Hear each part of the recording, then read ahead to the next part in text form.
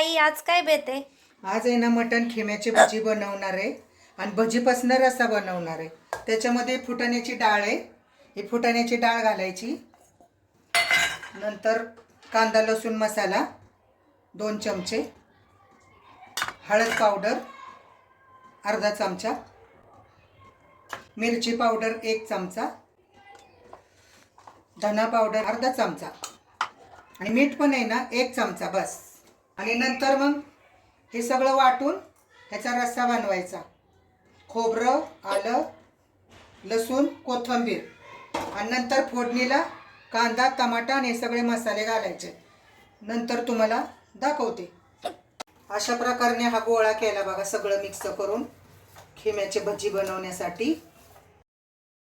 खिम्याची भजी बनवले मी. आता तळून घेते. तळल्यानंतर मग रस्सा बनवणार आहे. मला छान लाल तळून घ्यायचे, गोल्डन कलर येईपर्यंत. हे बघा सगळे भजी काढले मी. आता ह्यातलं थोडंसं तेल काढून घेतलं. ह्याच्यामध्ये आता कांदा टाकणार आहे. कांदा चांगला लाल भाजून घ्यायचा. छान कांदा टमाटा बघा भाजलाय चांगला. आता हे खोबरं, कोथिंबीर, आलं, लसूण वाटून घेतलं, ते पण टाकलं. हे पण छान सगळं असं भाजून घ्यायचं. आता हे तळलेले भजी आहेत ना ह्याच्यात टाकतो.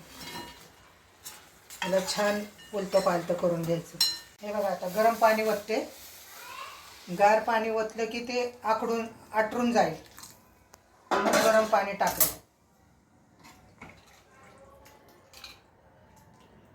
हे बघा झालं कालवून.